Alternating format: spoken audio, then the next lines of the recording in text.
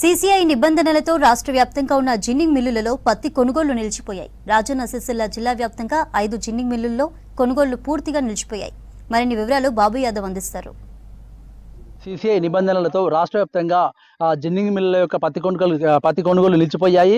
రైతు రాజన్న సిరిసిల్ల జిల్లా వ్యాప్తంగా 5 సెంటర్లు పత్తి కొనుగోలు నిలిచిపోయాయి. మనం ప్రస్తుతానికి వేములవాడ మున్సిపల్ పరిధిలోని నాంపల్లి ఒక శ్రీ లక్ష్మీ నరసింహ జిన్నింగ్ మిల్లు వద్ద ఉన్నాము. చూడొచ్చు, ఇది పత్తి కొనుగోలు సీజను. ఈ సీజన్లో అసలు ఎప్పుడు కూడా చాలా పెద్ద ఎత్తున అయితే రైతులు ఇక్కడికి వచ్చి పత్తి కొనుగోలు విక్రయిస్తూ ఉంటారు. అలాంటిది వల్ల ఎవరు లేకుండా బోసిపోయి కనబడుతుంది. సీసీఐ నిబంధనలతోని రైతుల పాలిట శాపంగా మారింది. కొంత జిన్నింగ్ మిల్ యజమానులు కూడా నిబంధనలు తీసుకొచ్చారు. ఆ నిబంధనల పరంగా రాష్ట్ర వ్యాప్తంగా తెలంగాణ కాటన్ అసోసియేషన్ పూర్తిగా పిలుపునిచ్చింది. దీంతో మన ఇటు రాజన్న సిరిసిల్ల జిల్లాలో మనకు వేములవాడ పరిధిలోని నాంపల్లి, అలాగే వేములవాడ అర్బన్ మండలం సంకపల్లి, అటు కోనరావుపేట మండలం సుద్దాల, తర్వాత ఇల్లంతకుంట మండలం గాలిపల్లి, ఈ జిల్లా ఐదు చోట్ల కూడా జిన్నింగ్ మిల్లో పూర్తిగా మన సీసీఐ కొనుగోలు అయితే నిలిచిపోయాయి.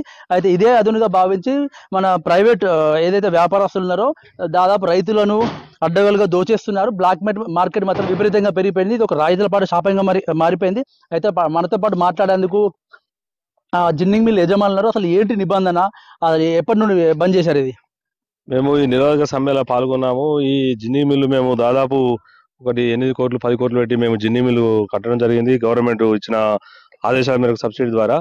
మేము దీనికి నిబంధనలు L1, L2, L3 అనేది అవసరం లేని నిబంధన. ఎందుకంటే వాళ్ళు మాకు జిన్నింగ్ చేస్తేనే మాకు డబ్బులు పేమెంట్ చేస్తారు.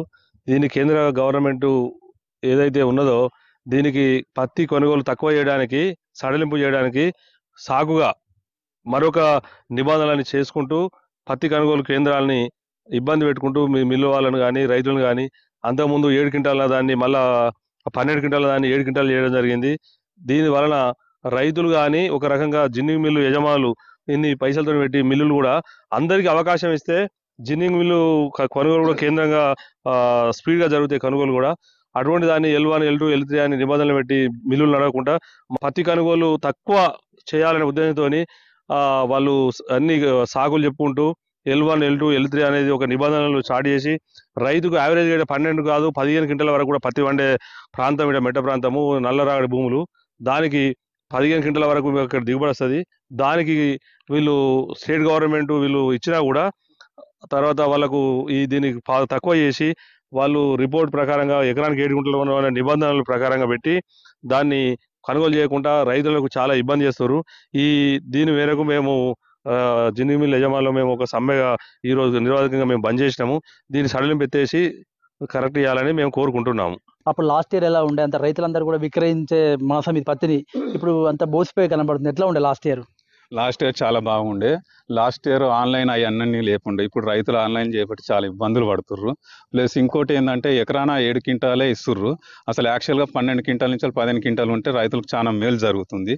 కాకపోతే ఇప్పుడు 7 క్వింటాలకు చాలా ఇబ్బంది పడుతుర్రు. ఖచ్చితంగా 12 నుంచి 15 క్వింటాలు రైతుకి ఇస్తే చాలా బాగుంటుంది.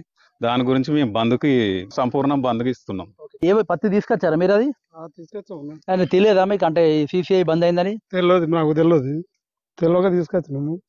అయితే వీళ్ళు ఏమంటారు అంటే ఇప్పుడు పోయినసారి ఎకరాన్న 12 క్వింటాలు తీసుకున్నాము. ఇప్పుడు ఏమంటారు ప్లాట్ బుక్ అంటారు, ఏమేమో అంటారు. మాకేమో తెలియదా. మేము పత్తి తీసుకొచ్చినాము. ఇక్కడికి వచ్చిన ఇంకానేమో రేటు ఉంటలేదు. 5,000 6,000 ఇట్లా ఇస్తారు. సెంట్రల్ గవర్నమెంట్ 8,000 ఒక 110 రూపాయలు సెంట్రల్ గవర్నమెంట్ అంటాడు. తుమ్మల నాగేశ్వరరావు అంటాడు రైతులు మీరు బాధపడద్దు, మీరు రద్దు చేయకూరని తుమ్మల నాగేశ్వరరావు. ఈ రైతుల బాధ ఏంది? వీడికి వస్తే ఒక 5 క్వింటాలు 6 క్వింటాలు తీసుకుంటాడు, మళ్ళీ కడమది ఇంటికి కొంటాడు. ఇదేంది ఈ రైతులను బాధ పెట్టుడు?